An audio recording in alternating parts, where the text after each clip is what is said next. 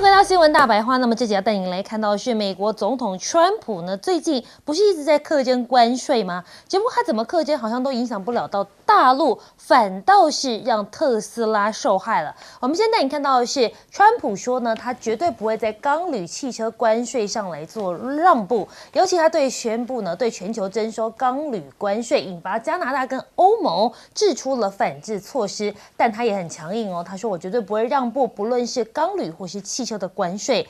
那么现在德国、日本、韩国全都躲不过。美国商业部长说，25%的汽车关税将全球来适用。美国商务部长卢特尼克暗示，美国下个月初开征的汽车关税可能涵盖所有国家，包括日本跟德国。那么现在大陆发改委的专家就说了，已经降低对美国依赖，那么美国加关税其实影响呢对他们来讲并不大。大陆经济研究所的所长郭春丽怎么说呢？无论是从需求端或是超大规模市场，还是从供给端的完整产业体系来看，中国都具备强大的外贸发展韧性。尽管贸易战开打，但是中国大陆的经济预估要展现韧性了。那么彭博的报道，在本月的两会上呢，中国政府今年财政的预算赤字大概是在4%左右，在1994年财税体制改革以来的最高水平，经济成长目标大概是维持在5%左右。但是现在川普好像是害死了自己人，尤其是他的效率部的负责人马斯克。关税大战呢，特斯拉市井可能会有一些恶果。特斯拉坦言，即使美国积极实现供应链本地化，但是某些零件仍然很难，甚至不可能在美国境内来买到。话都讲得这么白了，即使他是川普的亲密盟友所领导的企业，也担心关税的潜在影响。那么现在特斯拉也发函来求救了吗？特斯拉致函给美国贸易的代表办公室，承认支持公平贸易的重要性，但希望 USTR 在纠正不公平的贸易行为的时候，也要想想美国的出口啊。希望川普不要无意间伤害到美国企业。特斯拉说可能会面临到的是报复性的关税，希望呢能够避免像先前贸易争端中出现一样的报复。这样的情况呢，导致特斯拉在那一些受到美国关税影响的国家市场旗下的电动车，可能也会面临到更高的关税。那么现在路透社怎么报道了？他们说呢，特斯拉打算推更小型的一个 Model Y， 成本至少降了20%，希望捍卫在中国的市占。但是现在很多的车主不是都是因为这马斯克被攻击吗？那么为了避免被当攻击的对象，他们现在有个这个伪装游戏啊，你看 Cybertruck 后面直接写 Toyota， 甚至呢把特斯拉变成奥迪或者是变成 Honda， 就是希望呢不要受到这么多的无端的激进人士攻击。而我们带你看到的是，现在外资一造美股卖压，瑞银呢现在策略师敲响警钟了，逃命潮才刚开始。那么川普关税战，经济不稳定增加了，避险需求高，金价现在一度还破了$3000。国际金市随着美国发动贸易战，现在也紧急升级，股市下挫带动了黄金现货的价格创下了今年第13度的新高。那么现在加拿大也不想给美国好脸色看了吗？加拿大办 G7 会议，另类报复川普，用一个湿冷的小红毯迎接了美国国务卿卢比欧。G7 的会议在13号一连2天在加拿大的魁北克省举行，以美国最高外交首长身份出席的卢比欧，会议前一天搭飞机到魁北克，下来不是被贵宾的对待，而是一条又小又湿冷还有积水的小红毯。有人就说这是加拿大要给美国难看。那么现在加拿大新总理卡尼也上任了，强硬的表态绝对不会成为美国的一部分。那么也期许他的政府跟华府合作，促进两国利益。那么川普的家族财富现在发迹史，加媒报道始于加拿大一家妓院饭店。那么加拿大赴美机票预定跌到20%，美国旅游业今年可能损失超过了300亿。现在两国似乎已经到了一个势不两立的境界了吗？我们先来请教一下韩明哥，你怎么看川普最近的这些动作呢？川普现在决定还是要对钢铝汽车这一轮课税，但是我一直觉得就是他这样做，就到最后只是让他跟他的盟友相处更加处不来。这些盟友大概一个一个会对川普更加反感，那也连带的会影响到美国其他产业。那美国真的认为说，就是这些国家到最后都除了低头没有其他的选择吗？我真的觉得川普恐怕要仔细的去研究一下，你这样做下去的结果，到底会对美国带来是利益还是损失啊？我觉得他必须要仔细考虑清楚。那本来我们都以为正常的美国总统会怎么做？他应该是持续跟他的这一些欧洲跟美洲的这些盟友结合，大家一起起来，然后去围堵中国大陆。可是现在不是，他现在是无差别的，全世界一体对待，然后帮自己树立了这么多敌人。老实讲，如果我是大陆，我大概会开心的要命，因为川普在我看来，就站在北京的立场来看的话，川普根本就是在自掘坟墓啊。所以对北京来说，他当然无所谓，老神在在。第一个，你要来见我，是不是不急，慢慢看。那第二个，你要征关税是，那我就回敬啊。那大家要来就来，反正对中国大陆来说，其实他没有注意到一件事情吗？川普正在建构一个很奇怪的方式，就是川普持续这样打下去之后，会变成全世界在围堵美国。因为川普去征欧洲的关税，欧洲也征他的关税；你征加拿大的关税，去征墨西哥的关税，墨西哥跟加拿大也回敬。那到最后的结果就是这些国家都在帮着中国大陆一起跟美国进行关税战。那美国一个要打全部，美国真的有这个能耐吗？所以我觉得美国自己要去想清楚。那马斯克毕竟他的生意是直接受到影响，他的股价现在被腰斩，然后他的特斯拉的销量也每况愈下，所以这个都是摆在眼前的，他没有办法逃避的，所以他也想尽办法要度过这个难关。可是如果川普持续进行这样的政策的话，马斯克很难逃得掉。其实你知道吗？那天有媒体直接访问马斯克、问他说：“那你觉得你现在你的生意会不会受到影响啊？这样对你的企业未来发展如何？”你知道马斯克是长叹一声才开始讲话，他自己也担心了。他当然会担心啊，因为他的财富一下子缩水一半呢，这是很可怕的事情呢。所以我觉得对马斯克来讲，他现在也是骑虎难下。那他要离开效率部吗？你现在离开效率部，也未必你特斯拉这些东西就会回升哦。你待在川普身边，可能还能够影响川普一点。如果你不待在川普身边，恐怕他会变本加厉，这个都很难讲。所以他现在留在那边也不对，不留在那边也不对，所以其实很困难。那特斯拉说真的，你要去伪装成其他牌很难啦，好不好？那是不懂车的人才会被你伪装成功，好不好？你以为贴个汉达就变汉达，贴个你上就变你上，不可能啊！那一眼看，第一个我还没看清楚的时候，我一眼看我说，这怎么可能是 Toyota？ 这明明就是那个 Cybertruck， 所以真的不要再骗人。好，那我们来问一下姚老师，你又是怎么看呢？美国总统川普现在对就是进口车，甚至包含来自于加拿大、墨西哥要课25%的关税哈。我觉得现在美国已经是整个国内的市场，所有的购车族或者是即将买车的人，形成一种就是恐慌。现在已经出现抢车潮，也就预期这个25%的关税转嫁到，你知道每一台车可能会多少？3000块美金。怎么分析呢？去年一整年，美国的汽车市场是1600万辆，哇，真的是相当不少。然后整个总额来到2250亿美元。它如果25%，包含加拿大、墨西哥也都课25%的话，那会造成大概整个美国的车市成本会增加到600亿，所以一平均下来，一台会多3000块美元。因为美国的车子有1/4是从加墨以外的，像是欧洲、像是德国、日本、韩国进口。美国不可以进中国车那是已经100%的关税，甚至完全禁止的。然后呢，有剩下的3/4里面有40%是从加拿大、墨西哥进口到美国的。那再剩下的呢，它也一定是在加拿大、墨西哥、美国的3国的供应链当中来回这个运输几次，大概他们算过6次才能最后组装完成。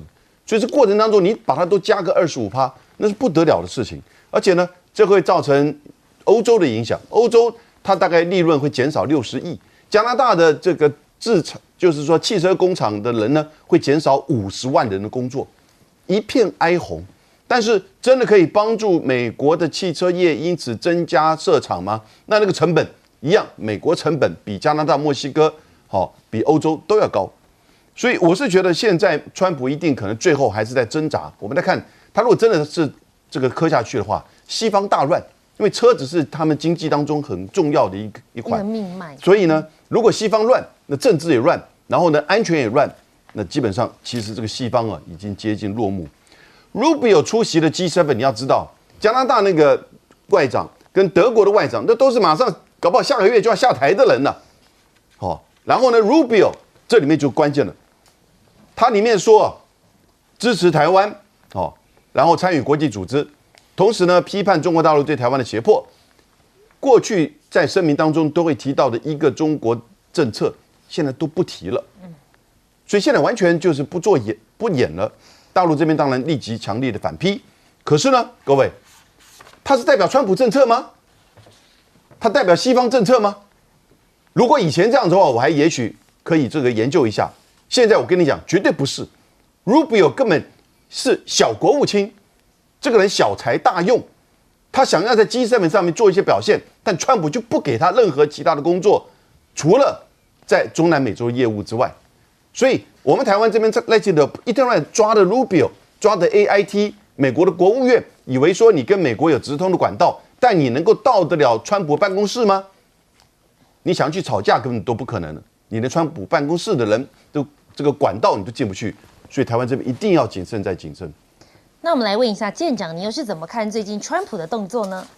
我们看到这个加拿大果然是有仇报仇，然后以眼还眼啊！他竟然用这么小的一个红地毯，然后还放在水池那个水洼里面，让卢比欧那下机啊！其实这一定是故意的。为什么？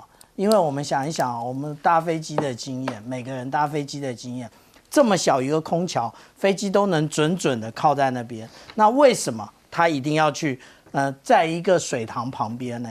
所以这个啊，也就是说，我们看到了有关于加拿大它的一个改变，它已经不像之前的杜鲁道一样，就是试图的想要跟美国继续维持。当然后来我们看到的杜鲁道啊，他已经不像以前那样了，因为他发现了美国根本就不甩他。那但是呢，我们实际上来看，现在新任的加拿大的总理啊卡尼他是怎么说的？他在14日他宣誓就职的时候，他特别提了3项。第一个，他强调加拿大跟美国是截然不同的国家，意思就是你川普不要来吃豆腐，不要再说我们是51州了。第二个，他期待来自于美国的尊重，也就是我们刚刚讲到的。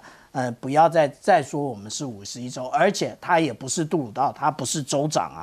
那第三个，他其实很希望的寻求跟川普政府的一个共同合作的机会，也就是无论是在石油啊，无论是在木材啊，或者是在肥料部分，这一些都是可以，都是以前都是这样合作的。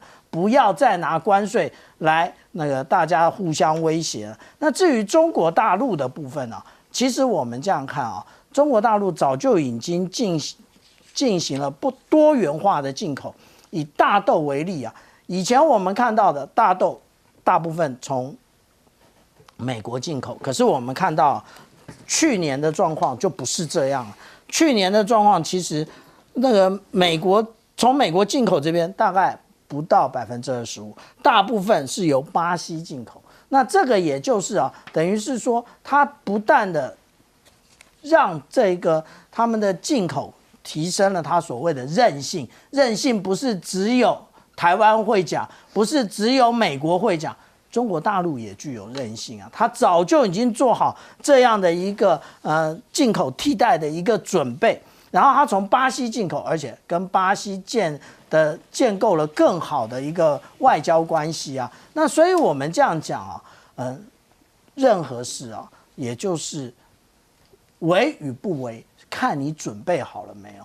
也就是中国大陆早就知道，川普当选就是这种不断的加征关税的状况，所以他方方面面就准备好。虽然我们看到啊，他在今年的前两个月，他的一个经济的一个开工率啊，状况并不是太好，但是只下跌了0.5%。请这一些国内外的专家不要在背后插刀说，哎呀，中国大陆多萧条，没有，只有0.5而已。好，我们稍微休息一下，广告之后回来带您继续讨论。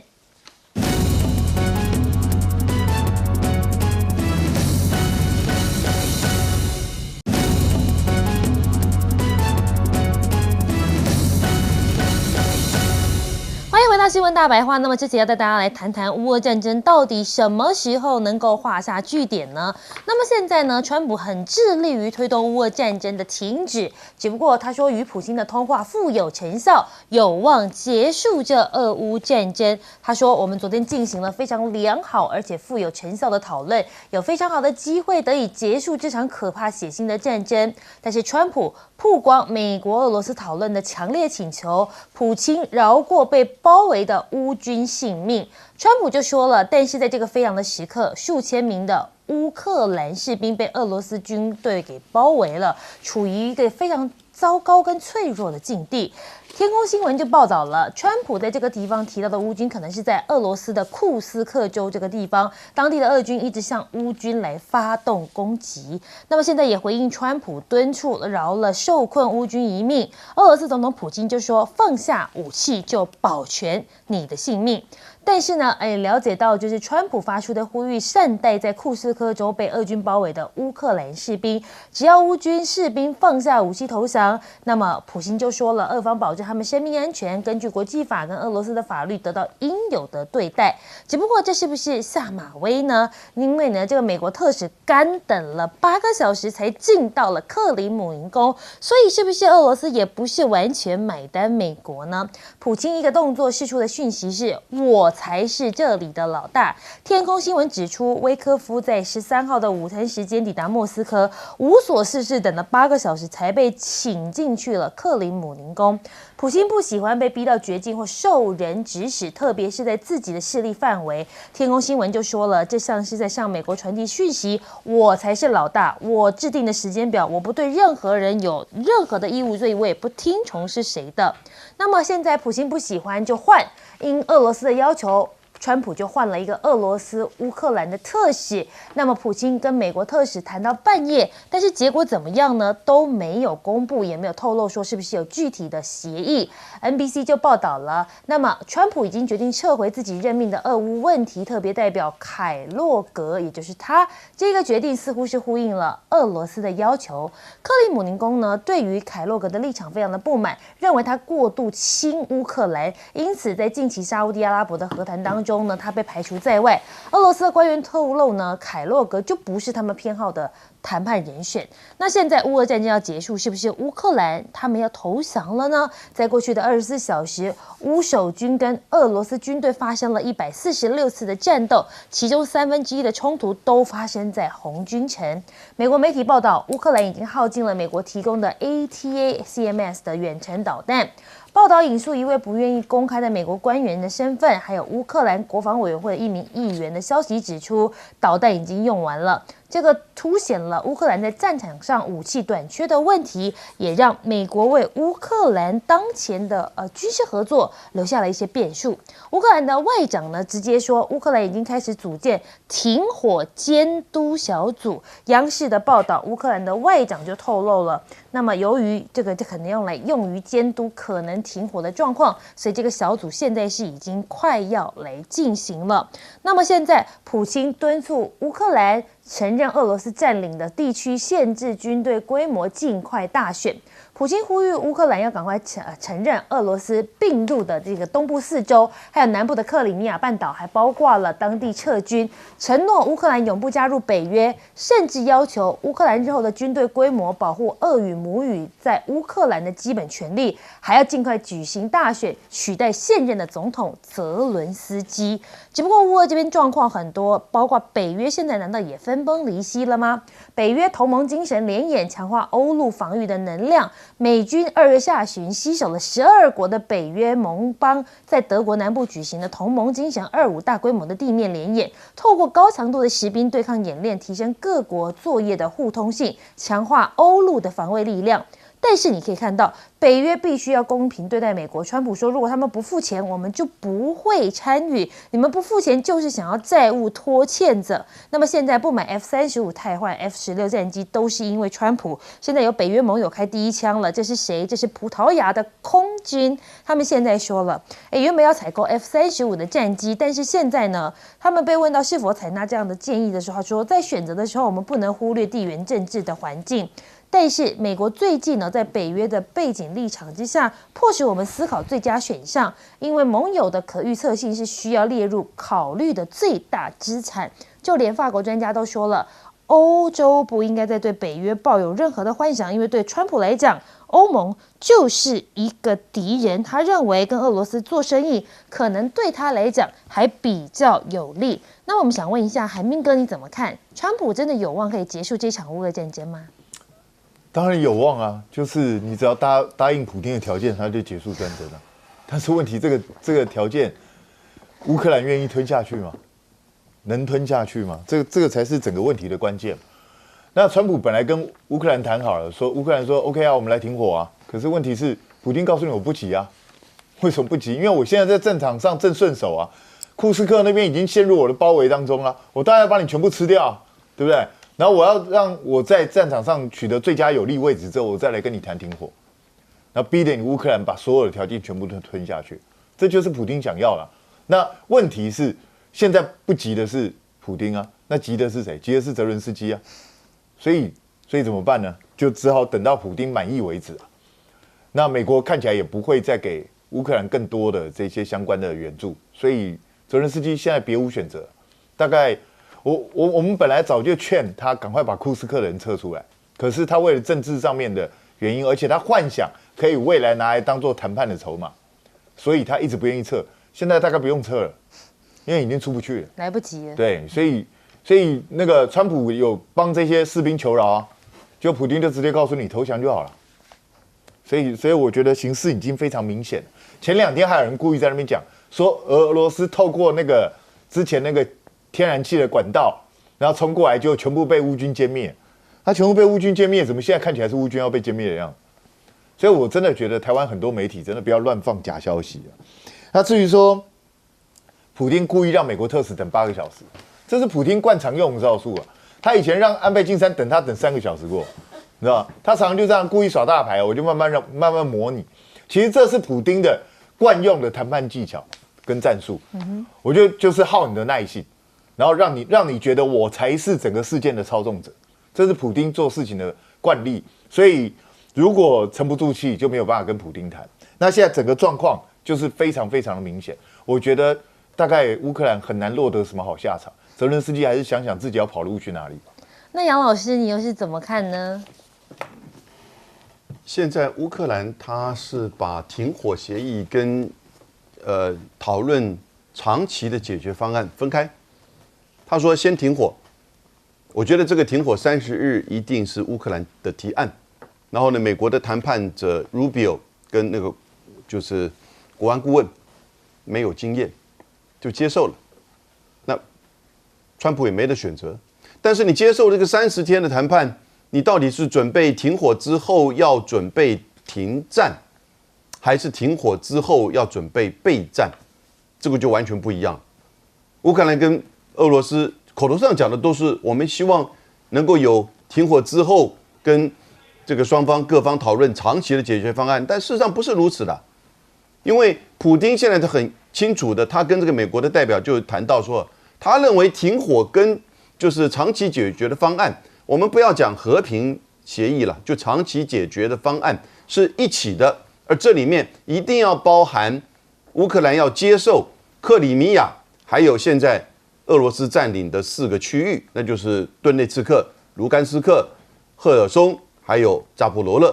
那虽然不是全部的4州，但是目前的占领线长达大概超过600到700英里的这个占领线呢，其实要能够得到乌克兰的接受，国际上的这个接受，这个乌克兰就拒绝了。所以现在你看到的，在库斯克，俄罗斯已经拿回来乌克兰原来占领的86%，那几乎已经就是俄罗斯大部分要拿回来。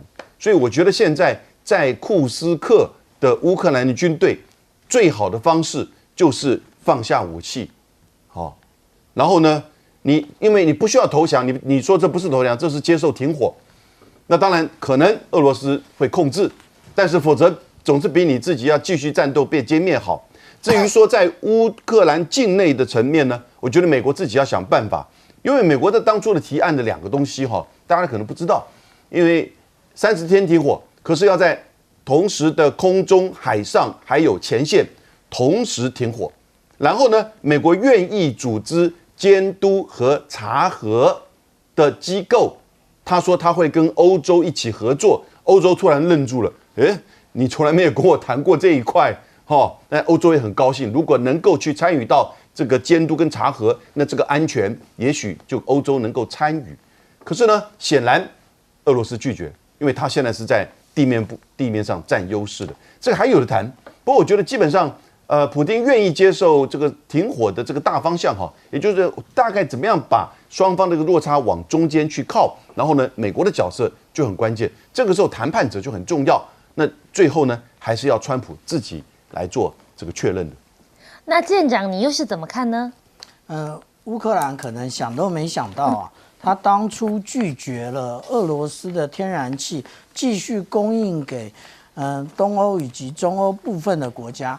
那他拒绝这件事，他觉得他掌握了经济的主动权，但是没想到那一个天然气管其实反而变成了特战部队进攻的一个路径。那现在资料越来越充足的情况之下，我们得知他们是先把里面的天然气先全部抽干，那抽光之后呢，他们再先派300人进去。那派300人进去的时候，他们其实有带一些气瓶有带面罩进去，因为避免部分残余的气体。然后等到他们进入了苏甲地区的时候，先进入了300人，后面跟着500人，所以我们看到的，也就是3月10号的时候，其实他们还占有这么样的一个区域，但是之后为什么这边这么快速的被截断呢？截断的原因就是因为这个出其不意的部队在苏甲出现。那苏甲其实是他们的乌克兰重要的指挥中心。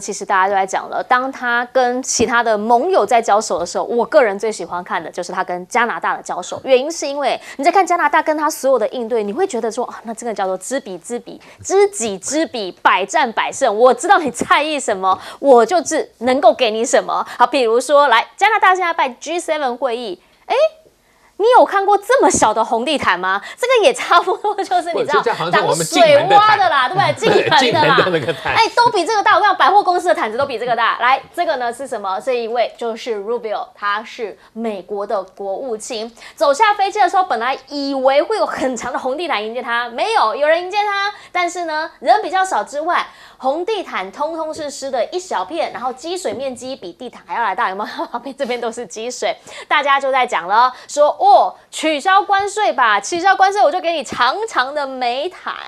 原因是因为现在呢，美国跟加拿大之间以前是最好的兄弟、最好的朋友，甚至有人说加拿大就像他们家的邻居隔壁一样，借油借米什么都行。现在已经大不相同了。来，因为呢，跟华盛顿现在关系就是紧张，甚至连国安、连武器都开始在考虑。这加拿大国防部长他们说了，我们在找适合的武器，譬如说 F-35，现在我也不知道，我如果跟他买的话，最后他会不会又说这个不行，那个不行，这个不要，那个不要？我们在找潜在的替代品。另一个部分是什么？是他们现在也选出了一个新的总理了，因为先前杜鲁道不是气到他只决定辞总理嘛，辞了之后发现，当他讲话很强硬的时候，反而民意会升高啦。现在新来的这一位是一位非常有名的银行家经济家，来，现在当加拿大总理，他讲了，绝对不会成为美国的一部分。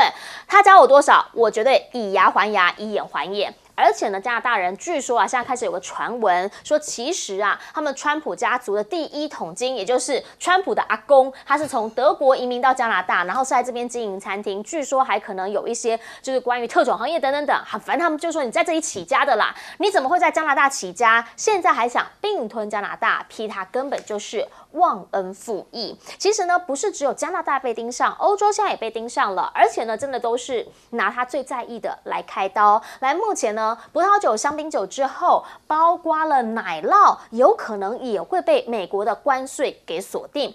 给你一个数字，法国的海关数字显示，2024年法国向美国出口价值3.42亿欧元的乳制品，是他们第2大类的农业食品。另一个部分是什么？另一个部分呢，是包括了酒的这个部分。好，原因是因为酒商现在就很生气了，就讲说我们现在欧盟在跟他对尬的时候，你不能全部都是忘记啊，你就把我们直接丢到前面去，让美国宰杀嘛。那我们也要提高他们的关税啊，彼此要有来有往，才能够不要让我们变成了牺牲者。所以现在呢，大家开始在讲一种氛围，叫做集体反击。好，包括了英国、德国、法国、日本开始要集体反击川普。墨西哥的部分呢，则说他们现在处于的是一个关键的时刻。好，最主要原因是因为墨西哥先前不是已经开始有释出一些善意吗？告诉你说啊，我其实呢也跟中方也课了很高的关税，我都学你的。那个时候川普还很高兴，像他们的总统就直接讲啦，说必要的时候我们也是会捍卫自己的权利，保护我们企业的利益。就因为现在川普很常拿盟友开刀，所以除了关税上面全面宣战之外，他其实每个国家都开始在想，会不会我跟他买东西，最后他不愿意给我，所以葡萄牙现在也开始在思考了。同样是北约，但问题是呢，我战斗机要不要买 F-35，现在有变数了。原因是因为我不知道他会给我什么，我不知道他会不会突然之间双子嘛，一系又翻盘，又开始给我冲康，大家心里面会怕怕的。华尔街现在就很直白的讲啦，说你不是说要帮我们振兴华尔街吗？怎么搞得我现在股市上上下下，气坏了？你现在的作为叫做让中国再次伟大。毕竟呢，其实市场上面有一些讲法，比如说 Make American Great Again 的那个 Seven 哈，那个非常大的7姐妹，现在呢很惨哦。你现在去看看他们的股价，真的还蛮惨的，而且还不知道还会不会再跌。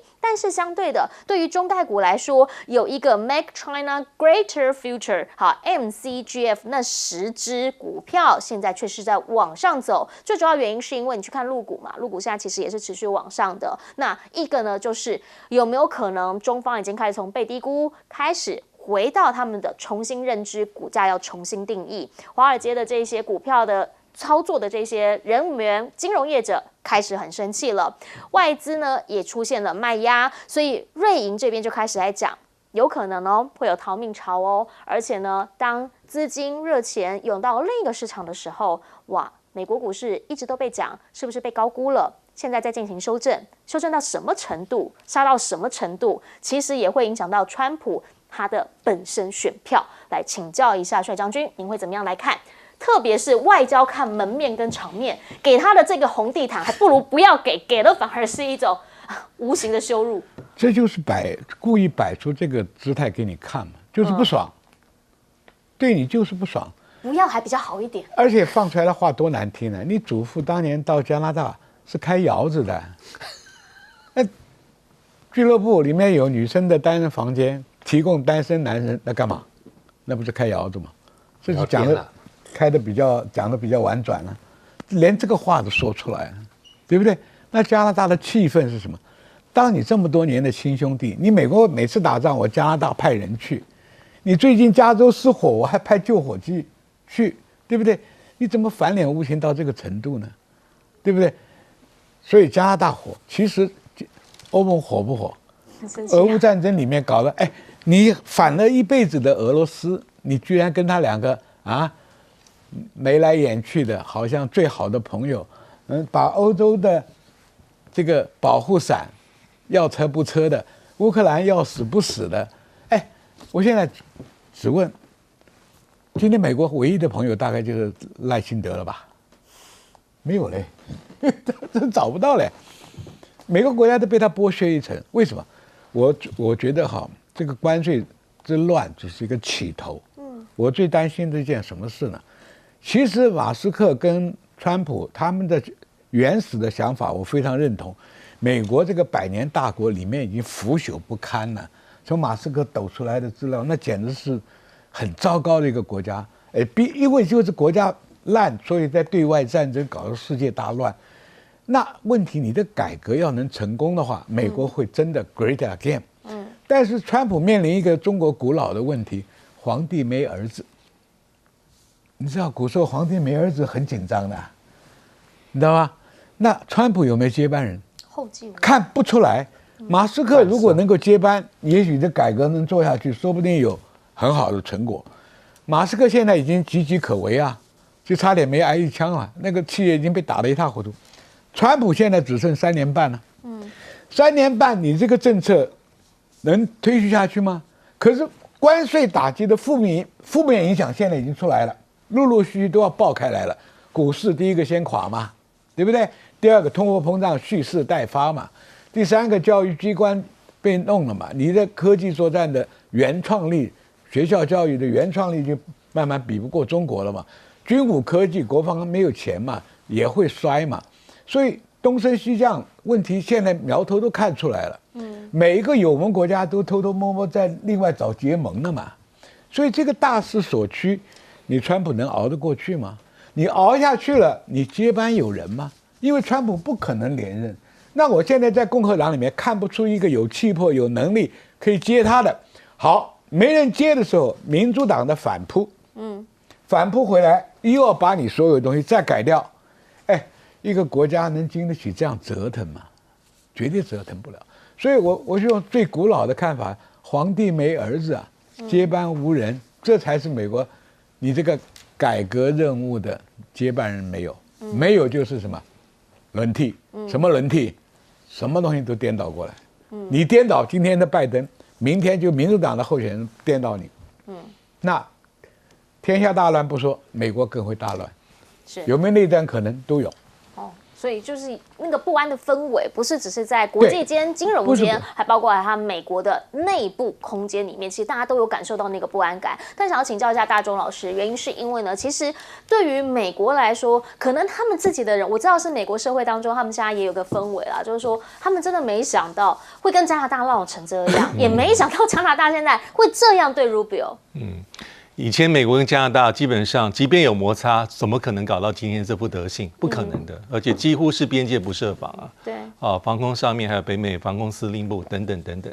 但现在我们可以看到，因为川普的动作实在太大，而且刚刚讲不分亲疏所以这一次我们可以看到自由党新党魁现在成为首相卡尼，他基本上在党内角逐党魁的时候就以强硬著称，因为名气可用啊。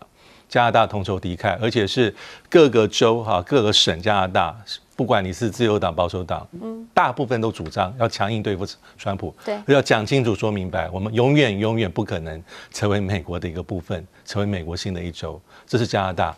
欧洲的状况好不到哪去，我们看欧洲现在因为川普的各式各样的敲打，关税战，再加上对欧洲防卫能力的不足的这种削弱，基本上欧洲现在蛮凝聚的。怎么说？因为现在我们可以看到，因为川普一开始钢铝就打到欧洲，而且没有豁免，没有任何的优惠措施，就是25%。所以欧盟在前一阵子不是有280亿美金，也是对美国进口的商品，也是开始对等式的一个反击或是报复制裁。那这里面也包括很多东西，包括威士忌等等等等，50%。这时候川普不高兴啊，川普说你竟然敢。那现在他就说红酒、香槟200%，就变成是相互的一个叫价跟校正。那还有一个地方就是说，为什么是要挑欧盟？当然是有原因的，因为对美国来说，川普是讲究公不公平、赤字、平不平等。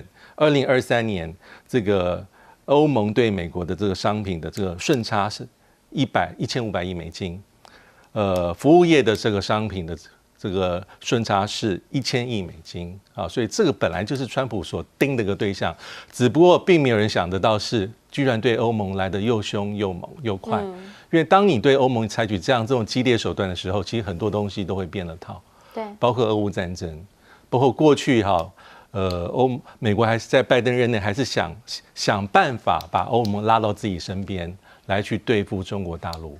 那现在这一招比较不灵啊，因为欧洲跟美国开始有个新的裂痕，美国也不是那么在讲究价值观、人权理念的那个美国了，已经是全新面目的川普。所以这要考验川普的一个政策，因为他的政策又快又急又凶，而且反复。1个礼拜之内的讯息就变好多，你要去记他的数字，一下取消，睡一个晚上出来可能就不一样，完全不同了，也考验大家这个记忆力，或者一睡醒之后又怎么有新的变化，而且很多时候是先透过社群媒体才出来，白宫才证实，其实搞不清楚。现在要考验川普这些政策的效果，对于美国，尤其是他的核心支持者能不能够抵抗。能不能够承受？即便川普打了这么多预防针，但假设哪一天物价大幅上涨，因为消费者承受，他的这个支持度在国内就会慢慢的下降，这是他的最大隐忧，考验他的核心支持者的忠诚的程度。是好，可是对欧洲来讲，有一点趁我病要我命啊！我经济就已经在很需要努力救援了，要开始复苏了，结果你现在又再给我这一锤，请教一下严老师。我觉得欧洲的国家啊，当然特别像法国，你今天去斟它的这些酒啊，那川普的想法大概是这些酒都是你们这些华盛顿这些高级分子要吃。其实美国的葡萄酒很多，但美国的葡萄酒的特色是什么？全部都是品质管制一样的味道的。法国的葡萄酒，哪一个年份有不一样啊？什么就是有那种惊喜。那这个都是高级分子才会去享受啊。普通美国人就是哎呀，反正加州的白酒也好，红酒也好，同一个味道，大家就这样子喝。所以我觉得这个是可以打的，这是打欧洲是有效的。但是你其他一些东西去打欧洲是没道理。然后最主要是你让欧洲国家对你没有信心，特别是像我们刚刚讲到这个 F-35也是一样哦，到时候我买了都被你控制，说我什么不能用，对不对？大家现在对你完全没有信心。那川普这一个所谓的单边主义也好只相信他1对1的谈判，不相信所有的多边的这种机制。那我觉得欧盟就觉得说，那我根本没有办法，我只能全部结合，甚至所有的美国以外的势力一同来讨论这项问题，包括加拿大，包括墨西哥，未来还有可能中国都会进来，都不知道。因为美国过去说在冷战期间是2极对立，对不对？美苏2个集团。那可是完了以后，美国是独一的霸权。可是那个时候的独一霸权确实第一个冷战结束之后没有其他的挑战，中国根本还没有崛起。可是现在不一样，你现在美国在整个国际的经济的比例已经比以前低了很多了，所以你在玩这个老大的时候你也已经忘记你已经地盘少了很多，那你应该要稍微注意一下。可是川普的思维还是过去的思维，觉得美国好像大家都欠美国，美国以前真的是很大，大到一个地步，没一个国家敢忽视。可是现在的市场已经慢慢有这个全球南方的崛起，中国的崛起，美国市场固然很重要，但已经不是必然一定没有美国就活不下来的。那所以我觉得这个是川普的一个误判那包括对欧洲的国家也是，虽然你是拿到了很多的这个，就是被别的国家赚了很多的外汇，你说你的贸易逆差，可是你只要把美金一印，你又赚回来了，对不对？所以其实美国从来没有吃亏过。但是川普就是这一点，我觉得他在经济学上很多的想法，其实不是。对不起，我要批评一下，他虽然是常春藤名校毕业的，他的那个老师大概看到他的对经济学的表现，大概也会摇摇头，觉得说像那个尹锡悦的中学老师一样，他不是我们这里毕业的。已经开始会出现像这样子的一些讲法或者是言论了哈。原因是因为呢，其实现在所谓的疑川，也就是怀疑川普这么一件事情，不是只有在欧洲，又或者是我们刚刚提到的加拿大，还出现在哪里？现在这个竟然是菲律宾啊！菲律宾先前不是跟美国很好吗？也曾经是美国的殖民地。现在呢，一向跟美国很友好的菲律宾，竟然传出要他滚出去啊！为什么？当然就是因为现在他们内部其实有2派的势力正在所谓的针锋相对。原因是因为小马可仕他把这个杜特地给交出去了。杜特地目前人在荷兰的海牙，首度出庭的时候呢，律师讲说他是被绑架到海牙的，而且坐飞机的过程当中有画面流出来，说呢他咳嗽啊，然后呢现在好像不是很舒服。他律师说他是生重病啦，而且呢他是非常令人衰弱的医疗问题，但是已经没有在说他到底是什么样的问题。那基本上呢，他们的讲法就是，其实杜特地算是小马可仕的恩人呐、他的爸爸被通缉之后呢，是杜特地去帮忙啊。那个时候呢，其实选总统，杜特地不是也挺你吗？原因是因为他们两边就是政治世家的结合嘛。他女儿现在还是副总统嘛。好，不管怎么样说，目前呢，杜特地有要求女儿呢立刻返回菲律宾。过往来说呢，要萨拉立刻回到菲律宾，永远不要离开。原因是因为什么？原因是因为现在这个名气在过往来说，可能会让杜特地在离任左右，那个时候支持率大概7-8成吧，好像有可能会更高哦。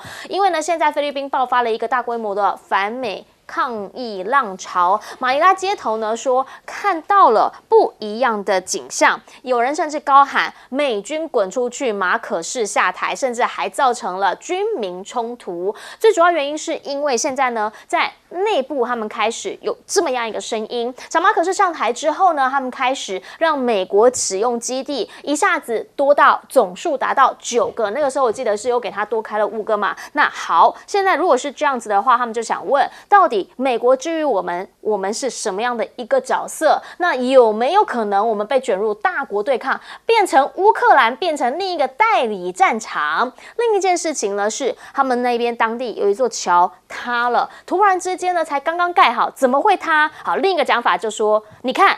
有钱给美军建基地，没钱给我们修好桥，好造成有人受伤。反正现在呢，这真的是对于美国出现了一些怀疑的声让。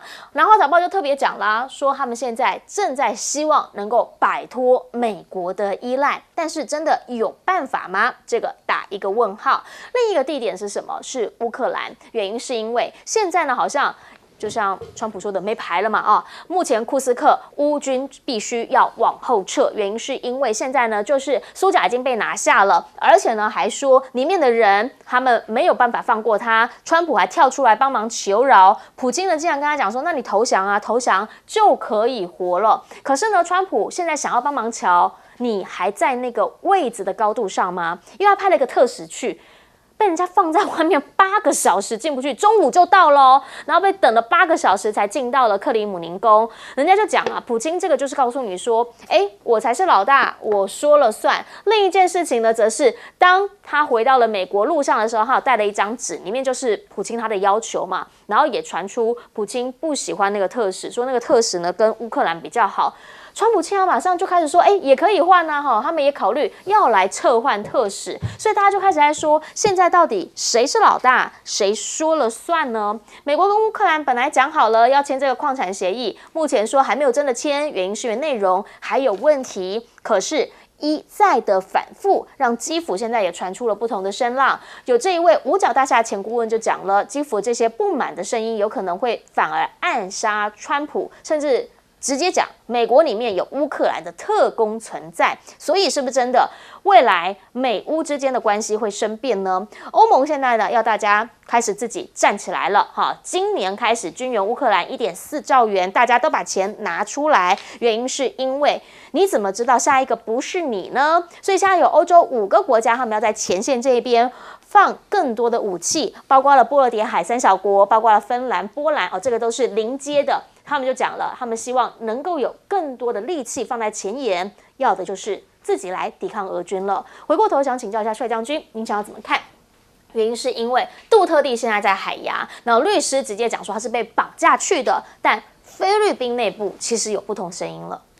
菲律宾一般来讲，南部是比较穷困的地方。杜特地的做起是因为那边毒贩太嚣张，所以他采取了非常超过警力的范围之外取缔了。但是你国际法庭拿这个违反消灭人种类的这种条款是起诉不了他的。是，但是杜特地为什么要愿意去呢？他就制造国内里面拥护杜特地的声音出来。但是菲律宾我谅解这个国家，它的高层跟美国亲得很，所以他能不能反要看2年以后的选举，但这个热忱能不能维持到2年，值得商榷。但是菲律宾会乱，菲律宾其实很穷。那个我年纪小的时候，菲律宾是东南亚最有钱的。对对对。等到我在国防部时去看他，那时候也是穷的要命，完全靠菲佣赚的钱来支持他的国家。我去的时候，武官要请我吃饭，结果他被他的解雇的司机抢劫。你说菲律宾这种当场吗？不是前一天啊。所以这个国家我跟你讲是很乱。回来后看俄乌战场，每个人的想法不一样。普丁是说停火协议是达不成永久安全的。对。我们根据战史来，停火是1天之内就可以被识破的。所以历史上停火协定得不到什么安全保障。俄罗斯要的就是说一个天然的疆界，或者你承认所有我的条件，不能加入北约，解散你的武力，不能养军队啊，你这些答应我才同意。乌克兰呢，因为泽连斯基得到欧洲一点资源，12个领袖给他温暖，而且美国又开放了天空的情报，他就希望还再打一下。他打的目的也是收复不了失土，但是他打的目标是希望在谈判桌上能够拿到一点点有利的条件，这是乌克兰的想法。是美国什么想法？泽连斯基，你现在赶快跟我签条约，不要等到你投降了，我这个条约就没有用了。对，我美国就没办法获得这个利益，而且我的面子也难堪。我宣布上任第1天就可以解决，现在要100天。如果欧洲再给他一点积雪温暖的话，乌克兰又要打下去。因为泽连斯基已经到现在破罐破摔，我不打的话，我搞不好五马分尸啊！我现在下台，我投降，普丁就说好嘛，你撑嘛，你们这把戏我都看在眼里，我跟你不啰嗦，我口头上答应30天停火。你知道英文里面只要前面讲东，后面只要一个 but， 后面就全部变了。他就说还有细节，是他的意思是什么？我整顿我的兵力。这库尔是用飞机炸。兵力干什么？要不然向北打科尔和哈尔科夫，要不然就直接打你基辅，是，要不然就打南面的奥德萨，是，让你们完全变成一个内陆国。这才是俄罗斯最大的利益。你以为普丁没有这个野心吗？所以30天 ，but 后面就来了。所以这个仗，各位不可能那么停，起码要好几个月。起码要好几个月哈。可是问题是呢，现在前线正在谈的火热，到底应该怎么样来解析？先进广告。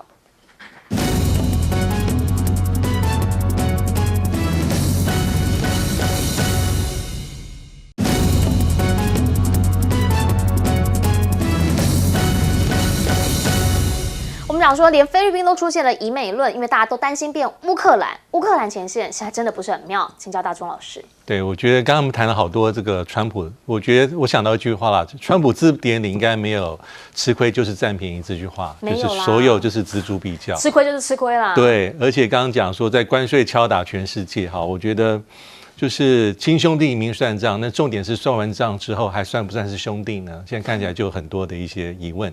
那乌克兰这议题上，我觉得最有趣的地方是，大家还有印象吗？3月14号的时候，川普在社群媒体写说，有几千名乌军现在很危险，被困在库斯克地区里面，他希望他们都能够保全，他意思大概是如此。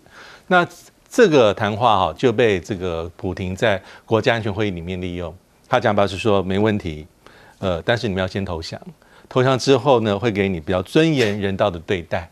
其实他这句话是顺着川普讲的，因为根据我们知道库斯克目前乌军是击破的，对，是危险的。但是根据 ISW， 我刚刚特别看了一下，最近的一份报告里面显示说，乌军是苦战在库斯克地区是很危急，但是还不到之前川普在几天前所讲的。有可能完全被歼灭的状况，但重点是这是川普自己说的，所以普亭就是顺着他的话，然后再给乌克兰在这个宣传上有一个重重的一击。因为目前来说我觉得重点就是对川普而言，因为他之前话讲的比较慢，对，但我们知道这是一个非常高难度的艺术，就是你不能给乌克兰太多的支持。他就不会想要和平，但是如果让他太惨的话，可能也不行，因为俄罗斯变成说我乘胜追击啊，那是不是大好的时机？乌克兰情报没有了，军援被断了，那我也不会有上谈判桌的意愿，所以要刚刚好，刚刚好，看起来很简单，可对川普来说就是非常非常的艰困。所以目前来说，我觉得我也相信，大概没那么快，但整体的形势跟去年比是往和的方向前进了。第一步要停火。